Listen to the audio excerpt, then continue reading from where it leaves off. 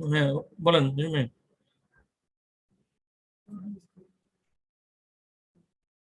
না আমি আমি নিজে তো ঝামেলায় আছি, আপনি ঝামেলা, আমি নিজেও ঝামেলা আছি না এরকম। হ্যাঁ, আমি তো এগুলি পারি না আসলে এগুলি। না না, ওই দিন মিটিং আপনি ছিলেন না, দেখলেন তো সব।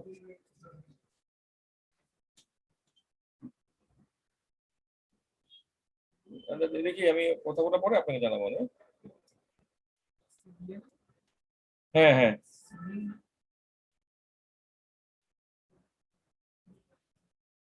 ওই আমি আমি 11টার কথা বলার পরে আপনাকে আমি ডিটেল জানাবো, হ্যাঁ আমি। আচ্ছা ঠিক আছে। আচ্ছা। আচ্ছা ঠিক আছে। আচ্ছা ঠিক আছে। না ঠিক আছে, আমি একটু ওই ক্লাসটা শেষ করার পরে আপনাকে কথা বলবো, হ্যাঁ? আচ্ছা। আচ্ছা।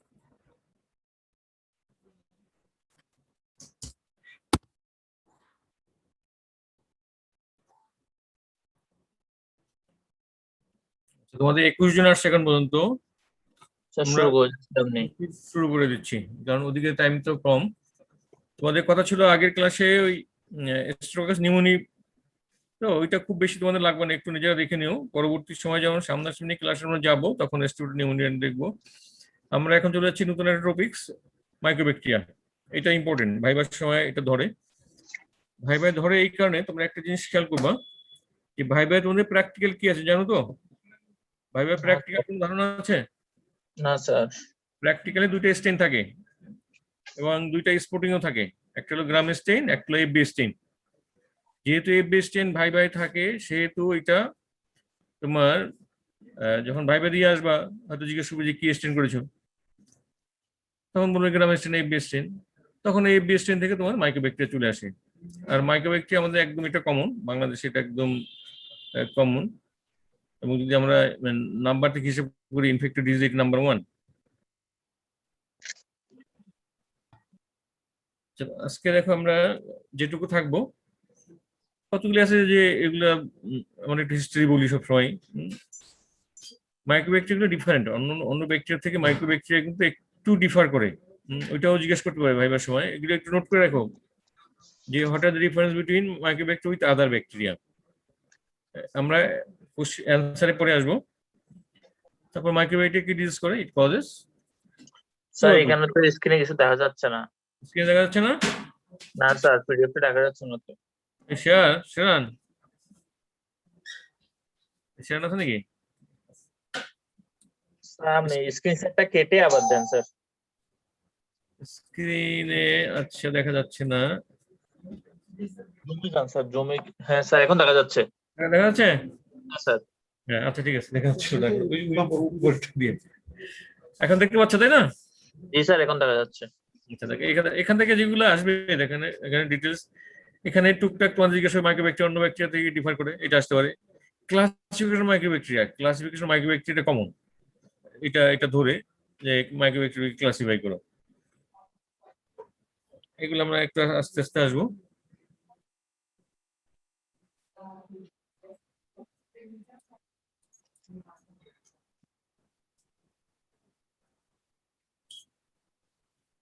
স্ক্রিন ঠিক আছে তো, না ছোট করতে হবে? না স্যার, ঠিক আছে স্যার। ঠিক আছে। এখানে এটা হলো এটা, এটা তোমার পরীক্ষার কোনো পার্ট না। দেখো এখানে কোনো পরীক্ষার কোনো পার্ট না। এখানে দেখো যে কত বিখ্যাত লোক টিউবারকুলোসিসে মারা গেছে। প্রথম নামটা কার? কিং। তুতেনখাম, নাম শুনছো? জি স্যার। ফারাও ফারাও, ইজিপ্টের বিখ্যাত ফারাও। তো জন কিটস,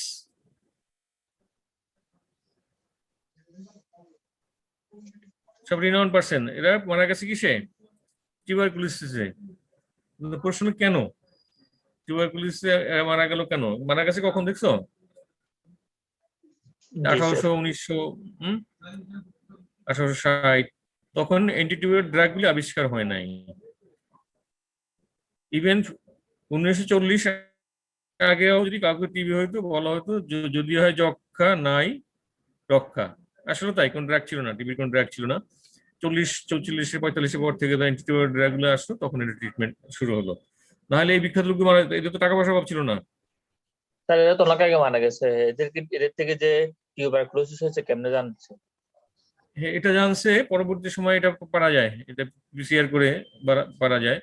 প্লাস অনেক রকম ইনভেস্টিগেশন থাকে তো, রেড বলি এদের কি আছে, 2-3 ঘন্টা বাদ দাও, এ তো অনেক আগের, কিন্তু এগুলো ডায়াগনোস তো 1800 সালে তো এটা ডায়াগনোস, তখন তো অলরেডি ডায়াগনোস হচ্ছে। আর যেগুলো প্রাচীন প্রাচীন মমিগুলি তো করা যায়, বিভিন্ন রকম পরীক্ষা নিরীক্ষা করে, অ্যানথ্রোলজিক্যাল ইনভেস্টিগেশন করে এটা পারা যায়।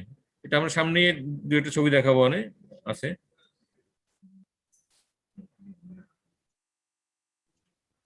দেখো, টিভি কিন্তু এভাবে মিডিয়ার মধ্যে আসে না, কিন্তু per day 5000 people die each day. এই মুহূর্তে এখনো প্রতিদিন প্রায় 5000 মানুষ মারা যাচ্ছে টিউবারকুলোসিসে।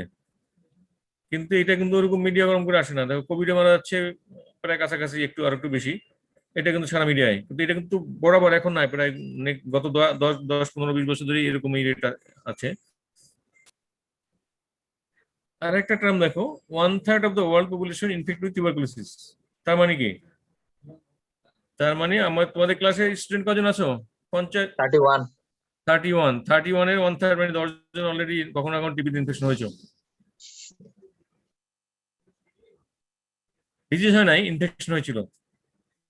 এখানে আর একটা ইম্পর্টেন্ট হলো যে এখানে ইয়াংদের বেশি হয়, টিবিটা ইয়াংদের বেশি হয়। কারণ ইয়াংরা কেন, সবগুলো একটা লজিক থাকবে, ইয়াংরা বাইরে বেশি যায়, এরা মুভমেন্ট বেশি করে, যার জন্য এদের ইনফেকশন রেটটা বেশি থাকে।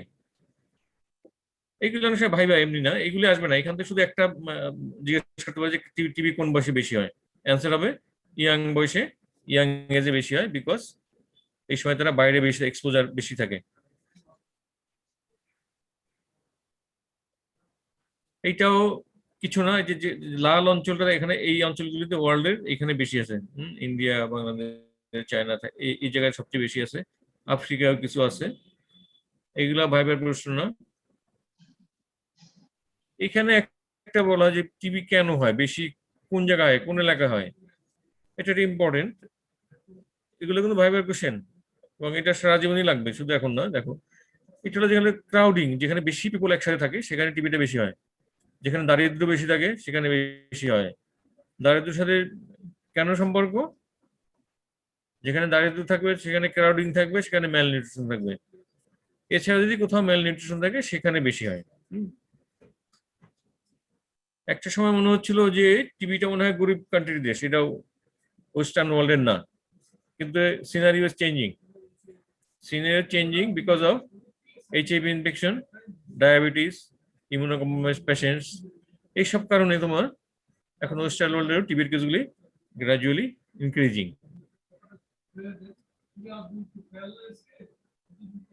এখন একটু বাংলাদেশ সিনারিও দেখি। দেখো, বাংলাদেশে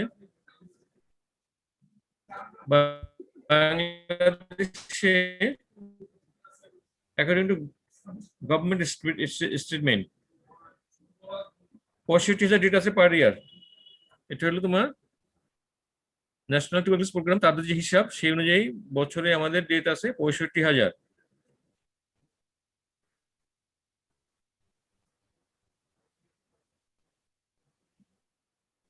দিস ইজ ইম্পর্টেন্ট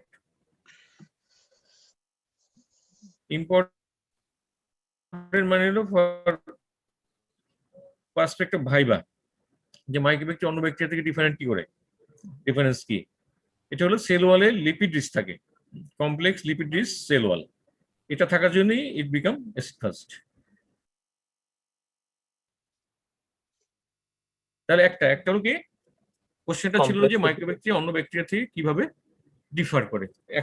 হ্যাঁ, একটা হলো যেটা লিপিড রিচ সেল ওয়াল, এবং লিপিড রিচ থাকার কারণেই এটা অ্যাসিড ফাস্ট। সেকেন্ড ক্রাইটেরিয়া হলো দে গ্রো ভেরি স্লোলি, তাহলে এটা গ্রো করে ভেরি শুরু। আমরা যখন অন্যান্য কালচার মনে করি ইকোলাই ক্লিপসিলা কালচার করি, এটা একদিন পরেই আমরা কলোনি পাই, যেহেতু ওগুলো generation only 30 minutes. But in case of mycobacteria এটা জেনারেশন টাইম প্রায় 20 থেকে 24 ঘন্টা। For this reason, they require more time to develop a colony, visible colony. গেল 2 নম্বর। এই দুইটা হলো ইম্পর্টেন্ট। আর এইটা হলো হ্যাজার্ড, এটা মনে না থাকলে হবে হ্যাজার্ড টু হসপিটাল স্টাফ। এটা কারণ হলো এটা সহজে, যেহেতু এটা লাইফ স্প্যান অনেক বেশি এবং সহজে এটা resistant to various type of disinfectant, যে কারণে হসপিটাল থেকে এটা ইনফেকশন সম্ভাবনা অনেক বেশি থাকে, চান্স অফ ইনফেকশন মোর। আর একটা হলো দেখো resistant common antibiotic, resistant to common antibiotic. Normal যে অ্যান্টিবায়োটিক আমরা ইউজ করি, আমরা যেগুলি জানি অন্যান্য ব্যাকটেরিয়ার ক্ষেত্রে ইউজ করি, সেই ক্ষেত্রে এগুলি এই অ্যান্টিবায়োটিকগুলি কাজ করবে না, এর জন্য অ্যান্টিবায়োটিক প্যানেল আলাদা। Fourth one it's intercellular pathogen, obligatory না, ইন্টারসেলুলারি। এর শরীরের মধ্যে যখন থাকে ইন্টারসেলুলারি, সাধারণত ম্যাক্রোফেজের মধ্যে থাকে, ইন্টারসেলুলার থাকে ইনসাইড দ্য ম্যাক্রোফেজ। তাহলে দেখো অন্য অন্য ব্যাকটেরিয়া থেকে এগুলা ডিফারেন্স, 4-5টা বললাম, ভাইবার সময় ধরবে অথবা রিটার্ন আসতে পারে difference between the mycobacteria with other bacteria. এইটা একটু লিখে রাখবে, কারণ তোমরা যে বইগুলি পড়ো এখানে তোমাদের বইগুলিতে এইভাবে নাই, তোমাদের বইগুলিতে এইভাবে নাই, তোমরা তোমাদের মতো করে বলো, তোমাদের বলবে না। যখন মাইক্রোবায়োটিক ক্লাসিফাই করবে, এটা একটু খাতা কলম নাও, কারণ তোমাদের যে বই ইন্ডিভারের সাথে এগুলোর সাথে মিলবে না। ইভেন এই ক্লাসিফিকেশন তো আমার তোমাদের যেটা বলছি রিভিউ তো এইভাবে নাই, এটা এইভাবেই বলবে। এটা স্পেসিস 55 দরকার নাই, এটা দরকার নাই, মেনি স্পেসিস, স্পেসিস প্রতিদিন বাড়তে থাকে, দেখা গেল যে এই বছর যে কটা আছে পরের বছর আরো বাড়বে। মাইক্রোব্যাকটেরিয়া ক্লাসিফাই করবে 3 ভাগে। Number 1 pathogenic microbacteria. প্যাথোজেনিক মানে এটা থাকা মানে ইনফেকশন। গ্রুপ 2 অপরচুনিস্টিক মাইক্রোব্যাকটেরিয়া, এটাকে এনটিএম বলে। তোমার যখন বই পড়তে যাবা, বই অনেক অংশ এনটিএম দেখবা। নন টিউবারকুলার মাইক্রোব্যাকটেরিয়া, নন টিউবারকুলাস মাইক্রোব্যাকটেরিয়া মানে এইগুলি যে ডিজিজ করে সেগুলো আমরা টিউবারকুলোসিস বলি না। অথবা তোমাদের বই আছে অ্যাটিপিক্যাল মাইক্রোব্যাকটেরিয়া।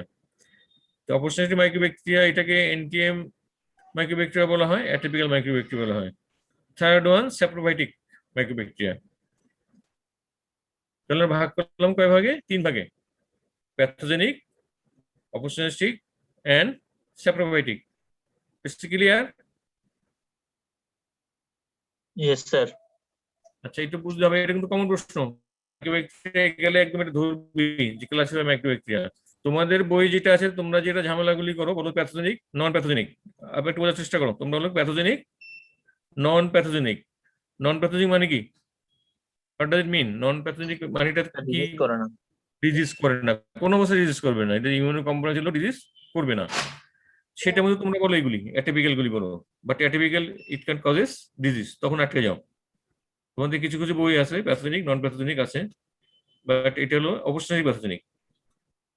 স্যাপ্রোফাইটিক যেটা, এটা নেচারে থাকে, এটা কোনো ডিজিজ করে না। স্যাপ্রোফাইটিক যেটা, এটা নেচারে থাকে, it does not causes any disease.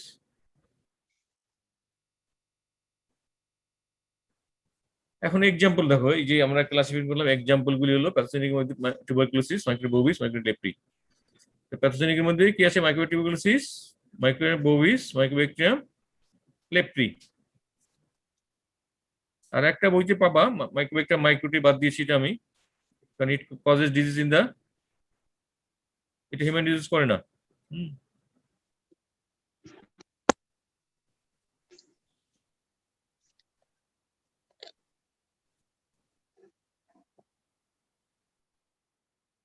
Group 2 opportunistic bacteria, এটাকে ভাগ করছে আবার 2 ভাগে, একটা হলো স্লো গ্রোয়ার, একটা হলো রেপিড গ্রোয়ার। এটাকে আবার রুনিয়ন ক্লাসিফিকেশন বলা হয়, যেটা অপরচুনিস্টিক মাইক্রোব্যাকটেরিয়া, এটাকে রুনিয়ন ক্লাসিফিকেশনে ভাগ করছে মোট 4 ভাগে। প্রথমে ভাগ করছে 2 ভাগে, স্লো গ্রোয়ার একটা হলো রেপিড গ্রোয়ার। স্লো গ্রোয়ার মধ্যে আছে রিপিট গ্রুপ 1, গ্রুপ 2, গ্রুপ 3। এখন থেকে এটা একটা নিচের লাইনটা এক্সপ্লেনেশন দেখো যে রেপিড গ্রোয়ার স্লো গ্রোয়ার কারে বলি। যেসব মাইক্রোব্যাকটেরিয়া 7 দিনের মধ্যে আমরা যখন কালচার করব, আমরা একটু পরেই যাব যে কালচার।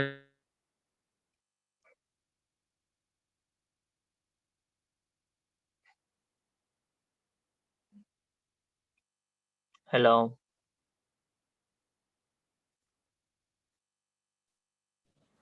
Hello, sir. শোনো, হ্যালো। শুনতে পাচ্ছ? হ্যাঁ স্যার, স্যার রিপিট করার পরে কি বলছেন আপনি? এটা আসে নাই কথা। আচ্ছা, দেখো লেখাটা দেখা যাচ্ছে কি না? জি sir. That produce visible growth on a less than 7 days। আমরা এই গ্রোথগুলো দেখি কিসে? কালচারে দেখি। আমরা তো আচ্ছা স্যার। আমরা কালচার করি, তো কালচার মিডিয়া কালচার করি। কালচারে করলে পরে আমরা দেখি যদি 7 দিনের মধ্যে কোনো মাইক্রোব্যাকটেরিয়া গ্রোথ দেয়, সেটাকে বলবো হলো তোমার রেপিড গ্রোয়ার। আর যদি 7 দিনের বেশি হয়, সেটা বলবো স্লো গ্রোয়ার। রেপিড গ্রোয়ার মধ্যে শুধু একটাই, গ্রুপ 4। আর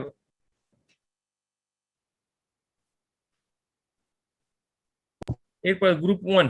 গ্রুপ 1 কোনটা ছিল দেখো? ওই যে স্লো গ্রোয়ার। স্লো গ্রোয়ারের গ্রুপ 1 কে আমরা বলছি ফটোক্রোমোজেন। ফটোক্রোমোজেন। ফটো অর্থ কি? লাইট। ক্রোমোজেন হলো কালার। তাহলে যেসব মাইক্রোব্যাকটেরিয়া গুলি কালারে কলোনি দেয়, মানে কলোনিগুলি কালারড হয় ইন প্রেজেন্স অফ লাইট, তাতে বলবো না ফটোক্রোমোজেন। এটা না বুঝলে জিজ্ঞাসা করবা। যেসব মাইক্রোব্যাকটেরিয়া যখন আলোতে এক্সপোজ হয়, তখন যে কলোনিগুলি কালার্ড হয়, সেটাকে বলি আমরা ফটোক্রোমোজোন। ইউজুয়ালি কালারগুলি লেমন ইউলো হয়। ইউজুয়ালি যে কালারগুলি মাইক্রোব্যাকটেরিয়ার ইউজুয়ালি হয় lemon yellow after the exposure of the day light or artificial light. এটা এটা একটু কঠিন মনে হবে, কিন্তু একটু পড়তে হবে। এটা এক্সাম্পল আছে মাইক্রোব্যাকটেরিয়া ক্যান্সাসি, মাইক্রোব্যাকটেরিয়াম মেরিনাম, মাইক্রোব্যাকটেরিয়াম। এখানে দুইটা করে মনে রাখো, বেশি লাগবে না, দুইটা তো একটা মাইক্রোব্যাকটেরিয়াম ক্যান্সাসি।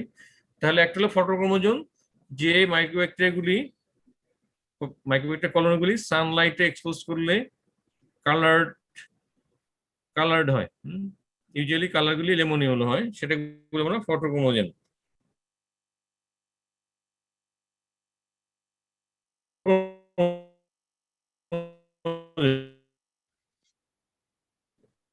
যারা পিগমেন্ট তৈরি করে, যেসব কলোনিগুলি লাইট ছাড়াই পিগমেন্ট তৈরি করে, তাদেরকে আমরা বলবো স্কোটোক্রোমোজোন। যেসব মাইক্রোব্যাকটেরিয়া গুলি কালার কলোনি দিবে অন্ধকারে লাইট ছাড়া, তাকে বলবো স্কোটোক্রোমোজেন।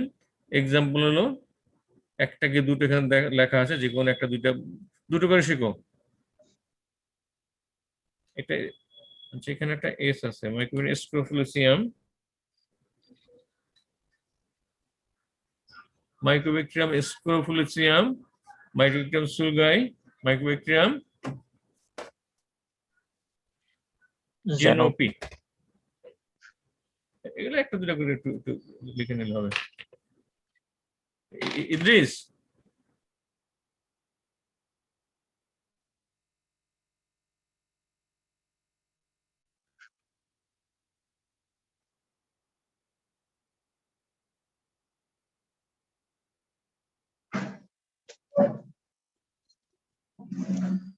হ্যালো।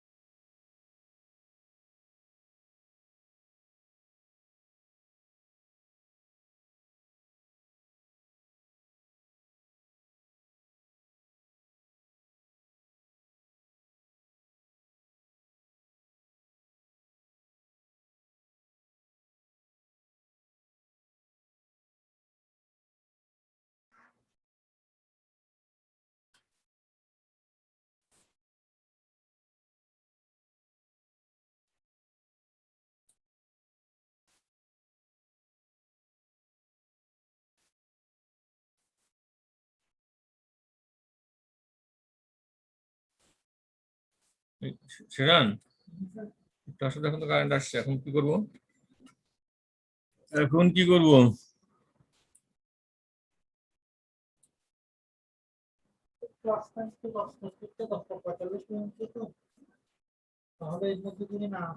না, লাইন তো আসছে।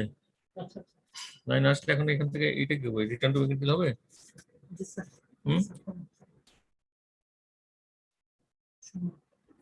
খালি ভিডিও অডিও অন আছে এটাকে ম্যাক্সিমাইজ করতে হবে ভিডিওটাকে ম্যাক্সিমাইজ করতে হবে স্টার্ট ভিডিও কই কই না একটু এখানে কার্সারটাকে রাখতে হবে স্টার্ট ভিডিও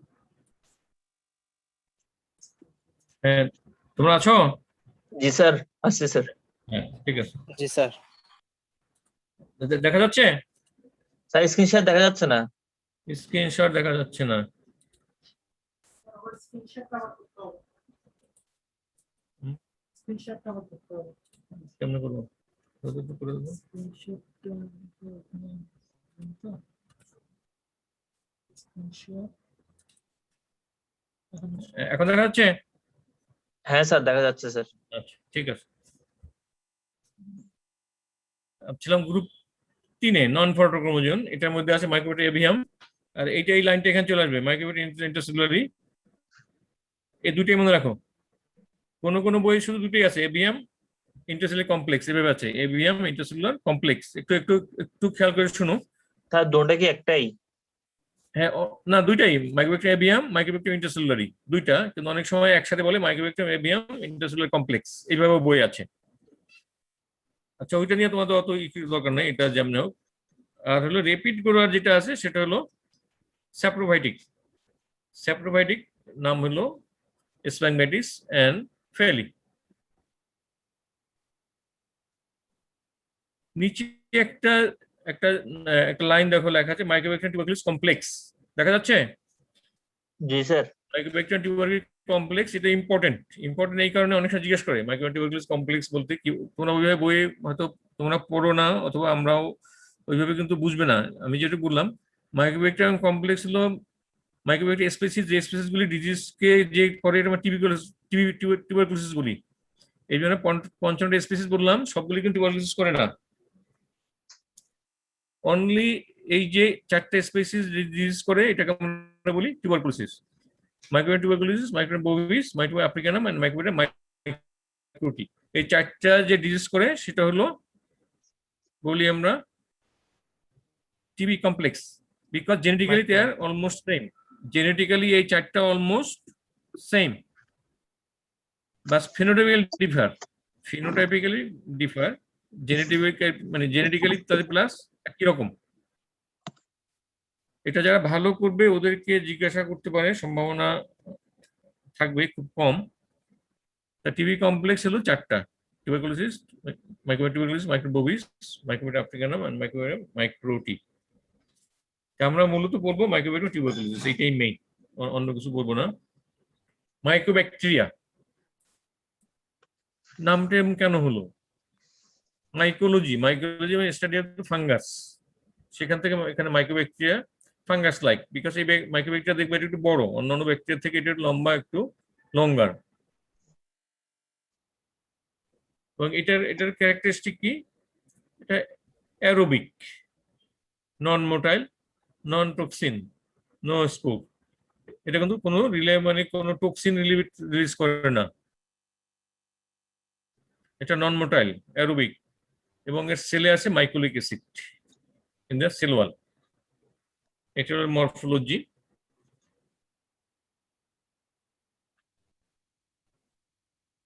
লাগবে না।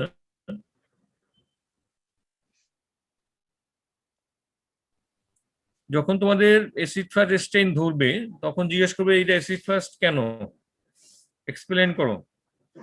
এটা এক্সপ্লেনেশন এরকম, দেখো, acid fastness due to lipid content of the cell wall. এটা হলো 1 number, physical integrity of the cell wall. বাস এই দুটোর মধ্যে একটা আমার পারলে 90%, যে এটা acid fast due to cell wall is rich in lipid.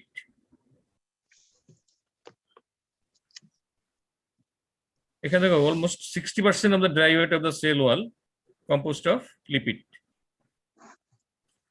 এখন এটা পারলে ভালো, লিপিড কি আছে, মাইক্রোলিক অ্যাসিড, ফসফোলিপিড, ওয়াক্সেস, যদি ওইটা যদি পারো, আচ্ছা এগুলি আর দরকার নাই, লিপিড বলতে পারলে হবে। যে লিপিড কি কি আছে, এটা mainly mycolic acid, phospholipid and ওয়াক্সেস।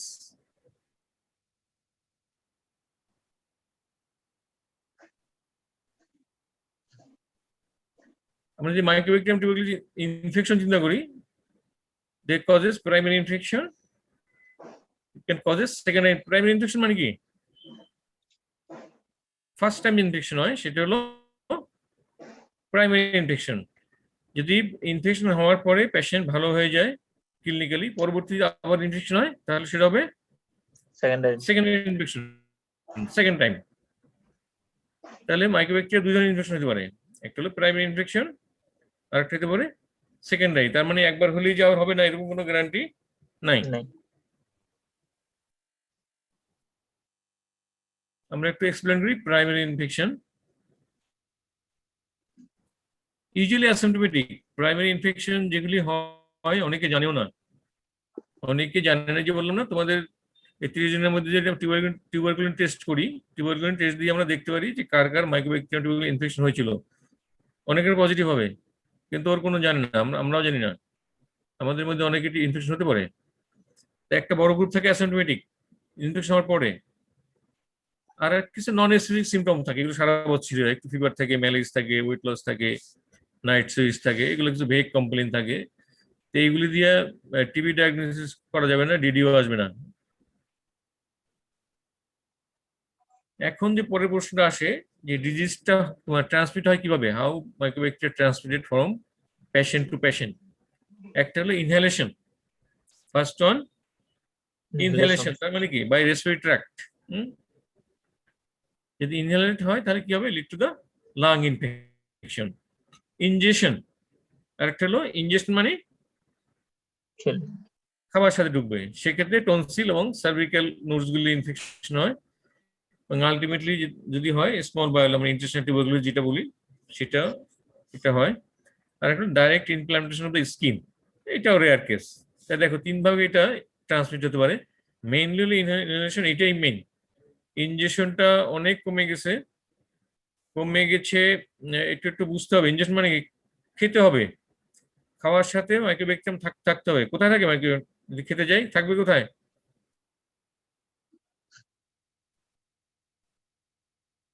Mycobacterium bovis মানে যেগুলি গরুর হয়, ক্যাটেলের হয়, গরুর যেটা হয় বোভিস।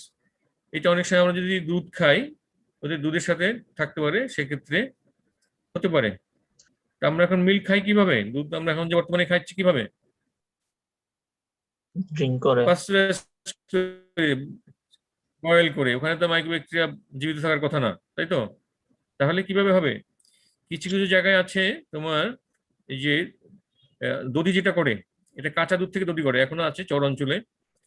তোমার এই যে হাতিয়া, সন্ধি মতো, ভোলা টোলা এইসব যদি যাও, যেখানে বাথান টাথান গুলি আছে, ওরা কাঁচা দুধ থেকে এক ধরনের দধি করে, ওদের এক্ষেত্রে হইতে পারে। তো এই রেট এখন খুবই কম, ইন্টারন্যাশনাল টিউবারকুলোসিস খুবই কম, অত বেশি নাই।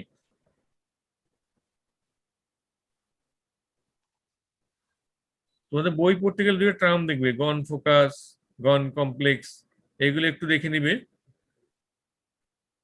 গন ফোকাস, গন কমপ্লেক্স, তো তোমার ডিটেল হওয়ার সম্ভাবনা খুবই কম। এখন এইখান থেকে একটু আসো, এই যে 1 2 3 লেখা দরকার নাই, শুনলে হবে, একটু অ্যাটেন্ডিং থাকো। আমরা প্রথমে ধরি ইনহেলেশন, এটাই মেইন রুট। আমরা একটা ইনহেলেট করলাম, এটা কোথায় যাবে, আলটিমেটলি কোথায় যাবে, লাঙ্গে। লাঙ্গের আরো যদি একদম লাঞ্চে এলভিওলার স্পেস চলে যাবে, এলভিওলাইতে চলে যাবে, তাই তো? এখন এলভিওলাই, এটা কিন্তু আগে বলেছি, এটা হলো কোনো একদম, এটা কোনো টক্সিন নাই, কোনো এনজিএম নাই, এটা নন মোটাইল। তাহলে এলভিওলাই দিলে কি হবে, ও তো বেরোয় আসার কথা, আমি যেমন কাপের সাথে এটা বেরোয় আসার কথা। বাট ওখানে একটা, this is important, phagocyte by alveolar macrophage. Phagocyte by alveolar macrophage. একটা স্টার দিয়ে লেখা রাখো alveolar macrophage, এটা একটু পড়বে 1-2 লাইন। এগুলা কি, কোথায় থাকে, এদের কাজ কি, না হলে এটা বুঝবে না। তাহলে alveolar macrophage একটু বুঝবে। এটা হলো alveolar স্পেসে আসে সার্কুলেশন থেকে, আবার সার্কুলেশনে ফেলে যায়, এবং alveolar স্পেস থেকে এনগাল্ভ করে তোমার various foreign substance, maybe bacteria, maybe. আচ্ছা, তোমরা তো গরু কোরবানির সময় কখনো কাটাকাটি দেখেছো? জি স্যার। অথবা ওদের লাংগুলি যদি দেখো, যদি গরুর লাংগুলি দেখো, দেখবা যে ওদের লাঙের উপর থেকে অনেক কালো কালো স্পট দেখা যায়। দেখেছো কিনা কেউ? কাছ থেকে দেখবো ওদের লাংটা যখন বের করে গরুর, ওর লাঙে অনেক স্পট থাকে। এগুলো কিছু না, carbon dust, phagocytose by the macrophage. ওই এলভিওলার স্পেস থেকে ওই কার্বন পার্টিকেল গুলি ম্যাক্রোফেজ এনগাল্ভ করে নিয়ে এসে এইসব জায়গা ডিপোজিট করে রাখে, যেগুলো আমরা দেখি। তাহলে কথা হলো যে এলভিওলাইতে গেল, এলভিওলাই থেকে ফ্যাগোসাইটোসিস হলো বা এলভিওলার ম্যাক্রোফেজ, দেন অ্যাক্টোফেজ enter into the body, and ultimately they transmit to the various site of the parts of the body, যে কোনো জায়গায় যেতে পারে। তাহলে প্রথমে ম্যাক্রোফেজ থেকে তো ম্যাক্রোফেজ সার্কুলেশন গেল, সার্কুলেশন থেকে ওরা বিভিন্ন জায়গায় ওরা ট্রান্সমিট হলো। এখান থেকে ভাই একটা প্রশ্ন করবে যে এলভিওলাই থেকে গেল, ওটা তো কোনো মুভমেন্ট নাই, টক্সিন নাই, এনজাইম নাই, তাহলে ওটা কিভাবে বডির ভিতরে ঢুকলো? অ্যান্সার হবে by the help of alveolar macrophage.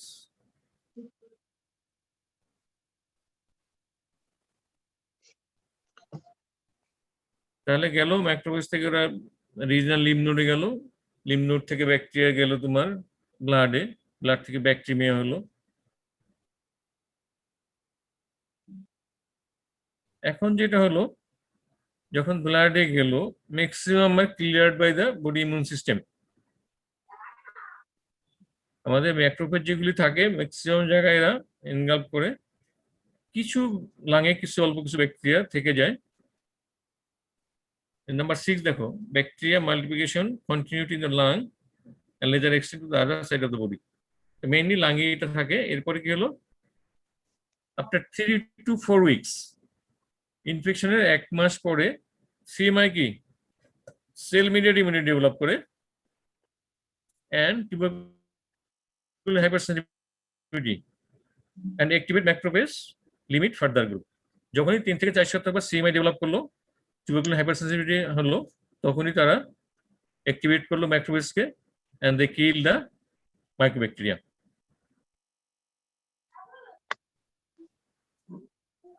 তাহলে কি হলো, প্রাইমারি ইনফেকশনের ক্ষেত্রে ম্যাক্সিমাম ক্ষেত্রে কোনো ডিজিজ হয় না, body immune system can control infection.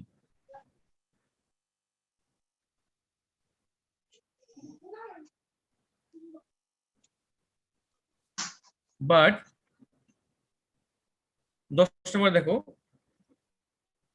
in some cases primary infection may lead to the clinical diseases। খুব কম সংখ্যক, একটা percentage 2 to 3% primary infection may lead to the, কখন, যদি ভেরি ইয়াং হয় আর হলে ইমিউনোকম্প্রোমাইজড। অ্যাজ ইউল যদি পেশেন্টগুলি ইমিউনোকম্প্রোমাইজড থাকে, সেক্ষেত্রে primary infection directly lead to the tuberculosis. Otherwise majority are controlled by the body immune systems.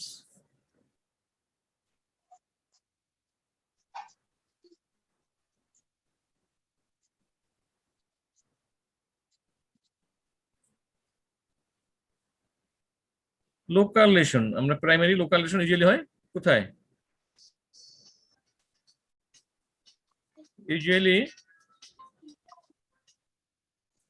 Local লেশনগুলি কোথায় হচ্ছে? লাঙে, pleural cavity, it can lead to the pleurisy. ওখান থেকে it can infect the pericardium, it can causes pericarditis. এটা লাগবে না, tubercular ব্রঙ্কোনিমিয়া লেখা দরকার না, এটা কনফিউজ হয়ে যাবে।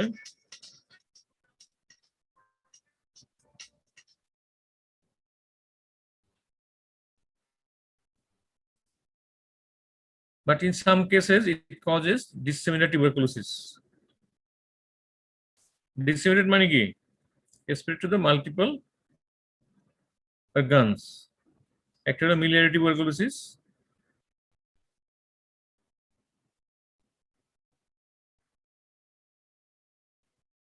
একটা হলো মিলিয়ারি টিউবারকুলোসিস, তাই তো, যেখানে মাল্টিপল অর্গান ইনফেকশন হবে, ইউজুয়ালি লাং হয় তো, but it can causes tubercular meningitis, it can cause tuberculosis in the bone and joint, it can cause TB in the kidney, uterus, আসলে এমন কোনো অর্গান নাই যেখানে টিবি হতে পারে না। প্রাইমারি ইনফেকশনের পরে অনলি ফিউ পার্সেন্টের তোমার টিবি হবে। It may be pulmonary, may be extra pulmonary, may be miliary tuberculosis মানে মাল্টিপল অর্গান হতে পারে, may be causes tubercular meningitis, bone joint infection, kidney infection, uterus, এগুলো করতে পারে।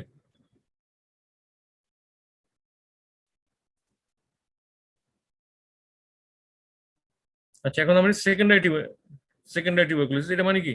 সেকেন্ডারি মানে হলো যে এটা একটু খেয়াল করবে, একটু মানে অ্যাটেন্টিভ খেয়াল করবে।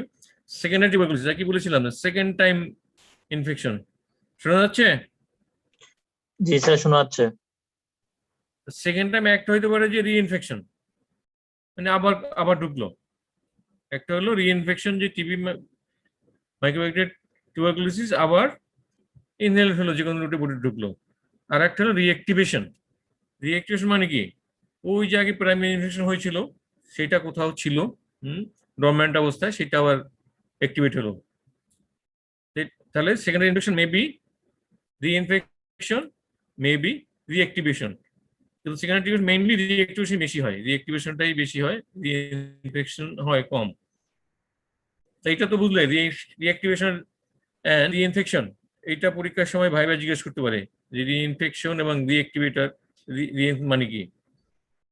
রিইনফেকশন মানে হলো যে নতুন করে আবার ইনফেকশন হলো, আর রিঅ্যাক্টিভেশন হলো যে আগে ছিল ওই যে প্রাইমারি ইনফেকশন হলো, ইভেন 5, 7, 10 বছর ডিকেটস পরে একবার প্রাইমারি ইনফেকশন হলে পরে it can remain as dormant for 10 years or more।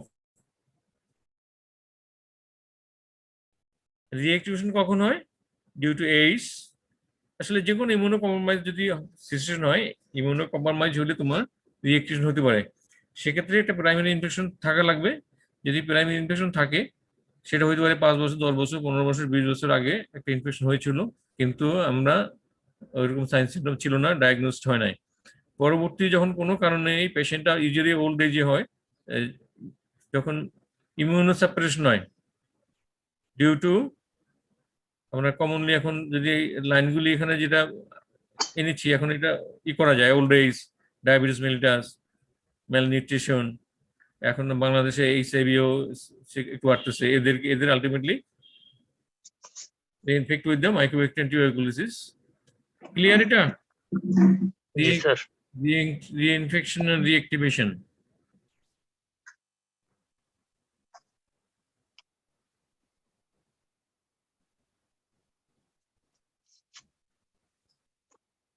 এটা হলো একটু বলে সোর্স কি, মেইনলি এন্ডোজেনাস। এন্ডোজেনাস মানে ওই যে বললাম আগে যে কোথাও ছিল সেখান থেকে। আচ্ছা, লাগবে না।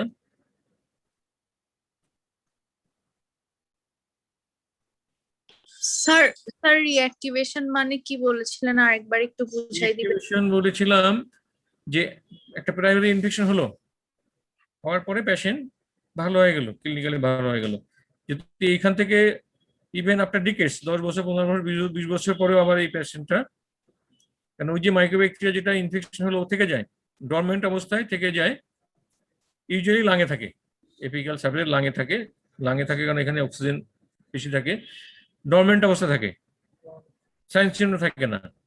এখান থেকে যদি হয়,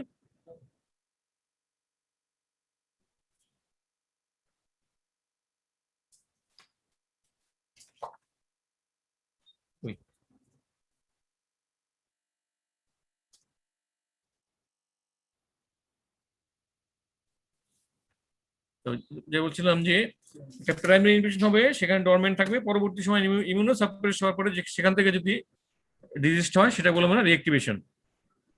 আর রিইনফেকশন হলো যেটা নতুন করে আবার ঢুকবে।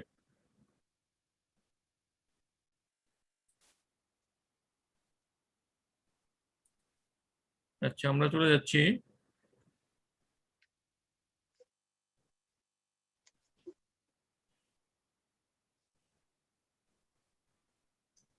যখন সেকেন্ডারি টিউবারকুলোসিস, এটা আবার একটু দেখি আমরা আমরা আসি সেকেন্ডারি টিউবারকুলোসিসে। প্রাইমারি শেষ, সেকেন্ডারি হলো দুইটা হলো, বললাম যে অ্যাক্টিভেশন হতে পারে, রিইনফেকশন হতে পারে। হলো টিউবারকুলোসিস হলো।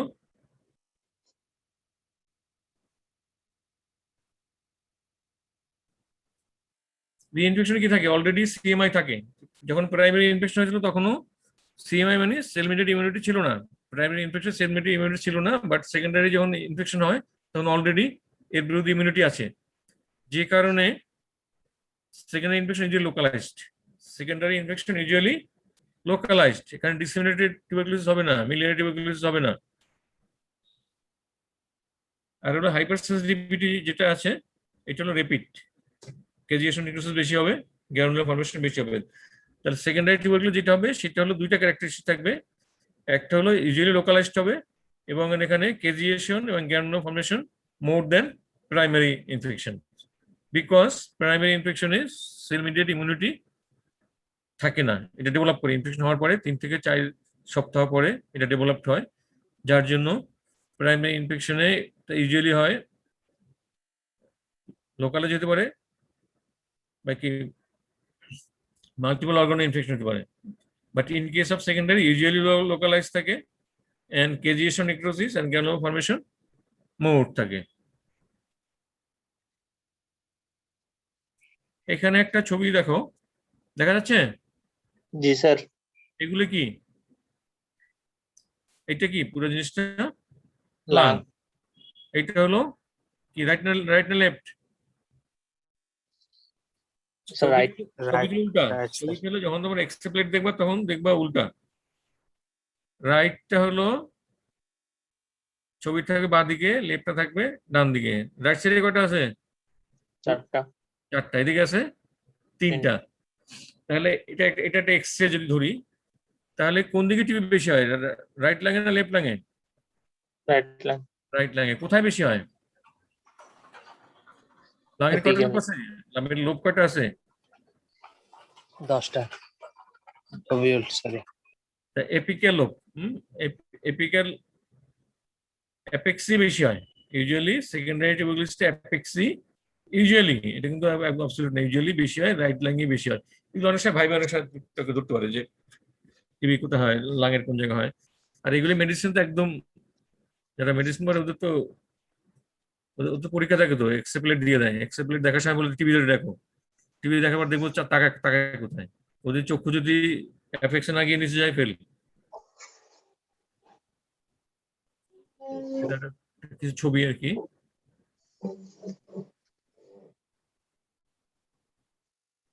সব অর্গানই থাকে, কোনো অর্গান নাই যেটা বাদ যাবে।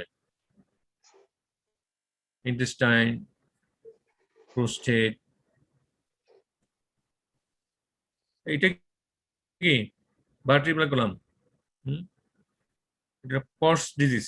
এটা তোমাদের জন্য ইম্পর্টেন্ট না, এটা হলো যারা মেডিসিনে ওদের জন্য আলাদা শর্টরি থাকে। পস ডিজিজ মানে tuberculosis of the vertebral column, যেরকম দেখা যায়। ডায়াগনোসিস, আচ্ছা আজকে সময় নাই, ডায়াগনোসিস ইম্পর্টেন্ট, বুঝছো? এটা আজকে আর যাবো না।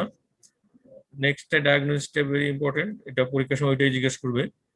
আচ্ছা, নেক্সট ক্লাসে তোমাদের টিবিটা থাকবে, আর একটু ওই যে গ্রাম পজিটিভ বেসিলাই কোলেস্ট্রিয়ামটা একটু টাচ করবো। এরপর থেকে আমরা টার্ম 1 শেষ করবো, এরপর টার্ম 2 আমরা শুরু করবো ভাইরোলজি দিয়ে, আর তোমার শুরু করবো প্যারাসাইটোলজি দিয়ে।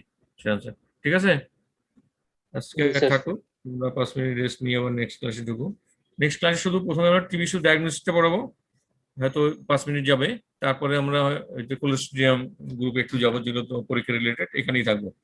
তারপরে নেক্সট ক্লাসের পর থেকে আমরা চলে যাবো ভাইরোলজিতে। ঠিক আছে? স্যার 14 ব্যাচের রুম 16 জাস্ট অ্যাবসেন্ট, সবাই প্রেজেন্ট। 14 ম্যাচের রুম 16। জি 14 ব্যাচের রুম 16 ভাই। রোল 16 16 16 16। আচ্ছা ঠিক আছে বাকিরা সবাই থাকবেন। আচ্ছা খোদা হাফেজ আমরা লিভ করতেছি আসসালামু আলাইকুম। ওয়ালাইকুম আসসালাম Sir, 160 or 61.